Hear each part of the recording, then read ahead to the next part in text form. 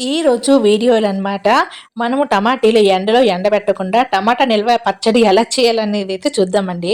మా అమ్మ అయితే ఫస్ట్ ఆ టమాటీలని బాగా కడిగేసి తుడిచేసి ఒక 2 నిమిషాలు ఎండలో పెట్టింది. దాని తర్వాత కోసేసి ఇలాగనమాట తడి టమాటీలు ఉండకూడదనమాట. ఇలాగ మిక్సీ అయితే పట్టిందనమాట. అన్ని టమాటీలు ఒకేసారి ఏస్తే మనకి అవ్వదు కదా! అందుకోసమని కొంచెం కొంచెం టమాటీలు వేస్తూ మిక్సీ పట్టింది. పాపం దానికైతే హెల్త్ బాలేదు గానండి నాకిస్తామని దానికోసమనే పాపం టమాటా పచ్చడి ఇలా నేను యూట్యూబ్‌లో అక్క చూసిందటమ్మ నాకు చేయమంటేను నాకు నచ్చింది బావుంది. టేస్ట్ బావుందని నీకోసం చేస్తున్నానని పాపం మా అమ్మ అయితే ఓపిక తెచ్చుకొని మరి నైట్ అయితే చేసిందండి. ఒక పక్క అయితే రైస్ అయితే అయిపోయింది. దాన్నైతే వచ్చేసాము. ఇంకా మా అమ్మ అయితే ఇలా టమాటీలన్నిటినైతే మిక్సీ అయితే పడుతుంది. నేను పడతానులేమ్మా నువ్వు లెగు అనుకోని నేను మా అమ్మనైతే జరిపేసి నేనైతే మిక్సీ పడుతున్నాననమాట. ఇంకా లాస్ట్ వాయి వచ్చేసరికి ఆ టమాటీల్లోననమాట మా అమ్మ అనమాట ఆ టమాటీలు కొంచెమే పులుపు ఉంటాయి కదా! అందుకోసమనే ఈ నాటు టమాటీలకి చింతపండయితే కొంచెం వేసేసి వలిచిన తెల్లుల్లి ఉంటది కదా! ఆ తెల్లుల్లి కూడా వేసి ఇంకా ఏదో ఏసిందండి మా అమ్మ. ఆ! కారం ఏసింది. అంటే మనకి ఆ పచ్చడికి సరిపడే కారం కూడా వెయ్యాలి అనుకోని చెప్పిందనమాట. కారం ఎక్కువైనా సరే నేను తినలేను కదమ్మా! కొంచెమే ఎయ్యు. అసలు ఇది చిట్టి మిరపకాయలు కారము అన్నాను. దాని తర్వాత సాల్టు సాల్ట్ కూడానా మన టేస్ట్‌కి తగ్గట్టుగా సాల్ట్ వేసిందనమాట. ఆహ్, ఇంకేటేసింది? ఇంకేటో వేసిందబ్బా! అంతే అనుకుంటా. వేసేసి ఇంకైతే గ్రైండ్ చేసేసిందనమాట. మొత్తానికి గ్రైండ్ చేసిన తర్వాత చూడండి ఆహ్, ఏం చేస్తున్నాను, ఇది మాత్రం మా హనీ తీసిందండి వీడియో. అందుకే తిప్పేస్తుంది. గ్రైండ్ చేసేసిందనమాట.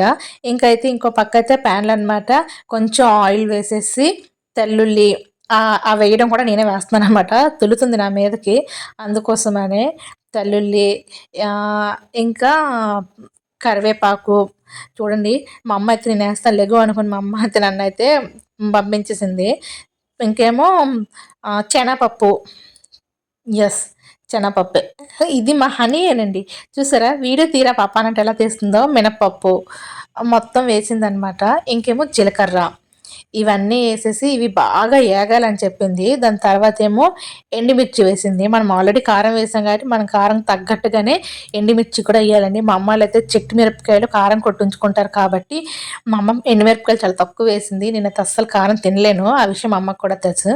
అందుకోసమనే ఇంక ఇదంతా బాగా వేగించేయాలనమాట.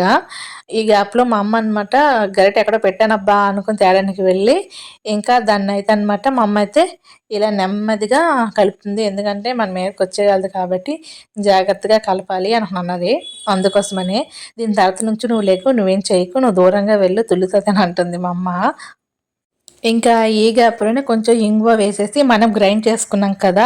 టమాటో ప్యూరీ అది కూడా వేసేసి బాగా మిక్స్ చేయాలనమాట. మనకి ఆ టమాటా గుజ్జు నుంచి ఆయిల్ బయటికి రావాలంట. అంతవరకు కలుపుతూనే ఉండాలంట. మా అమ్మ పాపం "నువ్వు అలసిపోతే పక్కన కూర్చో అమ్మ" అంటున్నా సరే మా అమ్మ అయితే అస్సలు కూర్చోలేదు. "వద్దు పైకి తొలుతది కాబట్టి నేనే కలుపుతాను. వద్దు నువ్వు దూరంగా వెళ్ళిపో" అన్నది. పాపం మా అమ్మ లిటరల్లీ ఒక హాఫ్ అన్ అవర్ వరకు అలా తిప్పుతూనే ఉందండి. నాకే పాపం అనిపించింది. హెల్త్ బాలేనప్పుడు ఇవన్నీ ఎందుకమ్మా అంటే, "నువ్వు రేపు వెళ్ళిపోతావు కదా! తీసుకెళ్దువా" అనుకోని పాపం కష్టపడి చేసింది. దాని తర్వాత ధనియా పౌడరేసింది. అది కూడా వేసి తిప్పుతుందనమాట.